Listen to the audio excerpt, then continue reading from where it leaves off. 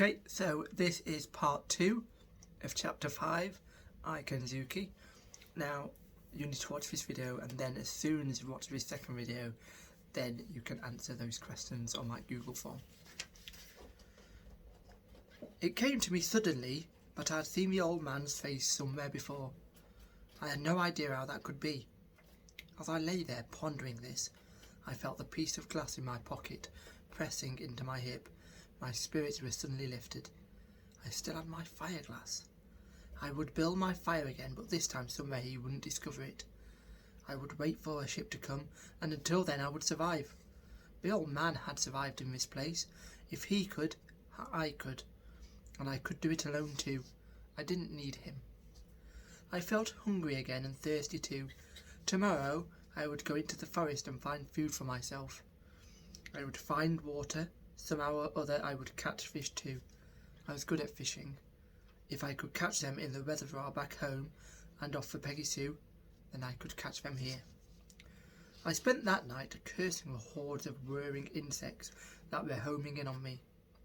From a chattering forest that would not be silent, that would not let me be.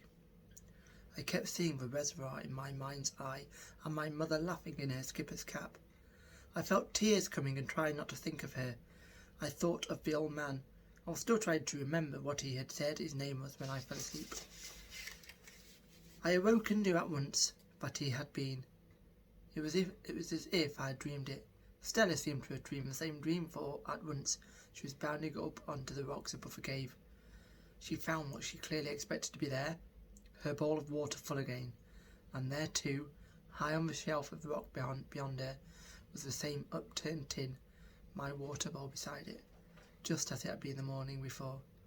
I knew it would be full, and I knew as I lifted aside the tin that the food would be there again too. As I sat there cross-legged on the rock, chewing ravenously on my fish and throwing pieces down for Stella to catch, I realised exactly what he meant to imply by this. We were not friends. We would not be friends. He would keep me alive, keep Stella alive, but only so long as I lived by his rules. I had to keep to my end of the island, and I must never light fires. It was all quite clear. With any hope of immediate rescue diminishing day by day, I became more and more resigned. I knew I had no choice but to accept his terms and go along with his regime.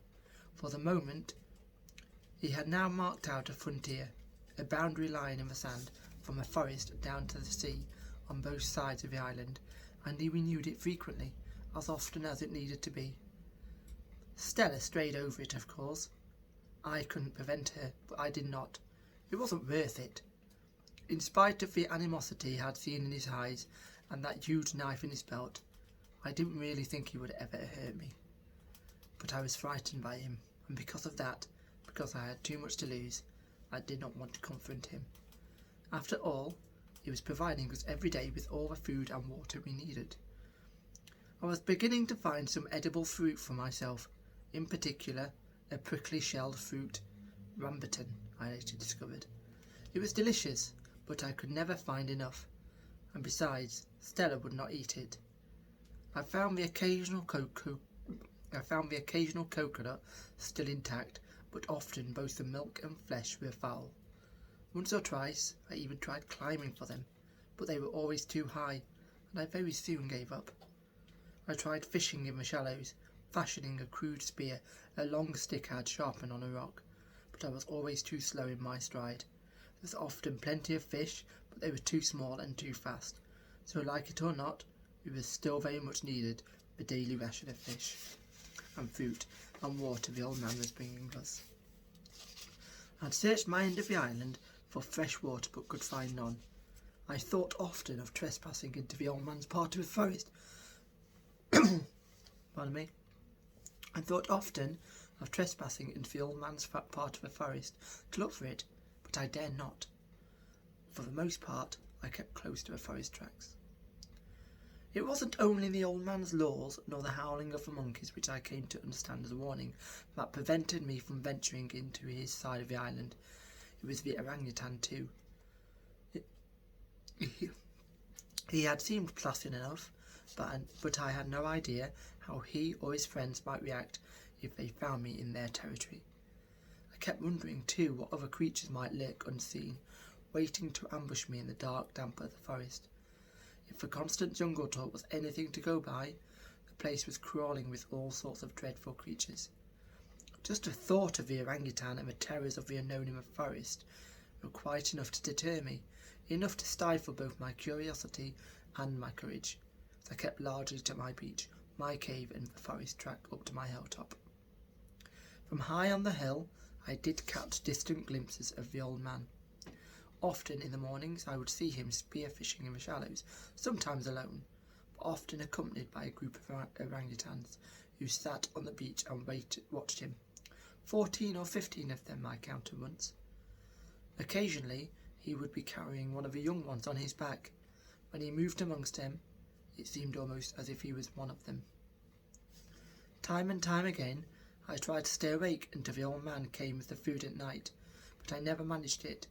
I never even heard him, not once. But every morning the water would be there, the fish too. It often tastes smoky these days, which I like better. The fruit would not always be the same. Much of it was strangely scented and not at all to my liking. I ate it anyway.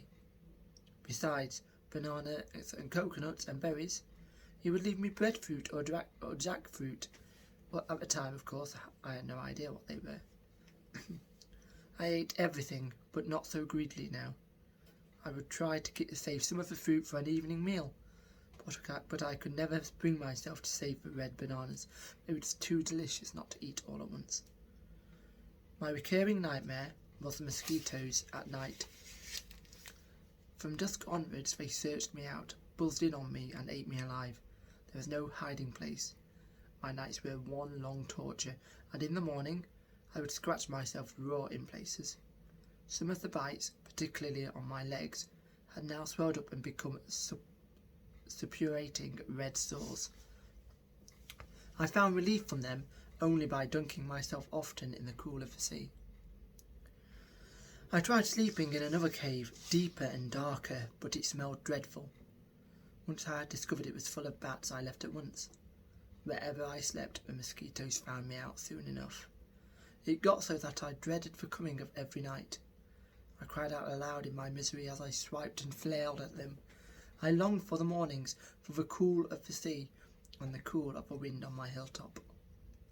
Here I would spend the greater part of my day, sitting on the very summit, looking out to sea, and hoping, sometimes even praying too, for the sight of a ship. I would close my eyes tight shut and pray for as long as I could, and then open them again.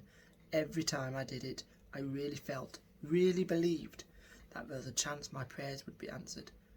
At this time I would open my eyes and see Peggy Sue sailing back to rescue me, but always the great wide ocean was empty, the line of the horizon quite uninterrupted. I was always disappointed, of course, often dejected, but not yet completely despondent, not in those early weeks. I had severe problems too, with sunburn. I had learned rather late that I should keep all my clothes on all the time, and I made myself a hat to keep the sun off my face and my neck. It was very broad and Chinese looking, made of palm leaves, the edges folded into one another. I was quite pleased with my handiwork. Sunburn, I discovered, was a discomfort I could help to prevent, and that sea water could soothe. At noon, I would go down the hill to shelter in my cave from the burning heat of the afternoon sun, and then, afterwards, I would go swimming. This was the moment Stella longed for each day. I spent long hours throwing a stick for her. She loved it, and to be truthful, so did I. It was the highlight of our day. We'd stop only when the darkness came down. It always came down surprisingly quickly too, and drove us back once more to our cave, back to my nightly battle with my blood-sucking tormentors. One day, after yet another fruitless morning of watching on the hill, Stella and I were coming out of the forest when I spotted something lying on the sand just outside our cave. At a distance, it looked like a piece of driftwood. Stella got there before me and was sniffing it over excitedly. I could see it now for what it was. It was not driftwood at all, but a roll of rush matting. I unrolled it. Inside and neatly folded was a sheet, a white sheet. He knew, the old man knew my miseries, my discomforts, my every need. He had been watching me all this time, and closely too. He must have seen me scratching myself, seen the red wheals on my legs, on my arms, seen me sitting in the sea every morning to soothe away my sores. Surely this must mean that he had forgiven me now for lighting the fire. I carried the matting inside the cave, unrolled it, wound myself in the sheet, and just lay there, giggling with joy. I could pull the sheet right up over my face. Tonight there would be no way in for those cursed mosquitoes. Tonight they would go hungry. I went racing along the beach to the boundary line where I stopped, cut my hands to my mouth and shouted, "Thank you! Thank you for my bed! Thank you! Thank you!" I didn't really expect an answer, and none came. I hoped he might come himself, but he didn't, so I wrote my thanks in the sand right by the boundary line and signed it. I wanted so much to see him again, to talk to him, to hear a human voice. Stella Artois had been a wonderful companion to me, good for confiding in, good for a cuddle, good for a game, but I so missed human company. My mother and my father lost to me now, perhaps forever. I longed to see the old man, to speak to him, even if he was a bit mad, even if I couldn't understand much of what he was saying. That night, I was determined to stay awake for him, but comfortable on my new matting bed, protected and swaddled in my sheet, I went to sleep quickly and never woke once. The next morning, after a breakfast of fish and jackfruit and coconut, Stella and I made our way back up to the top of my hill, or Watch Hill, as I now called it. The other one I had named His Hill. I was repairing my Chinese hat, replacing some of the palm leaves. It never seemed to hold together for very long. When I looked up and saw a ship on the horizon, there was no mistake. It was the long, bulky profile of the supertanker. There it is. That's the supertanker there. Okay, so that was part 2 of chapter 5. So your job now you should have watched both videos, is to answer those questions on my Google form. I will be checking these, so I really, really hope you've taken note. Feel free to watch videos again if you need to, okay?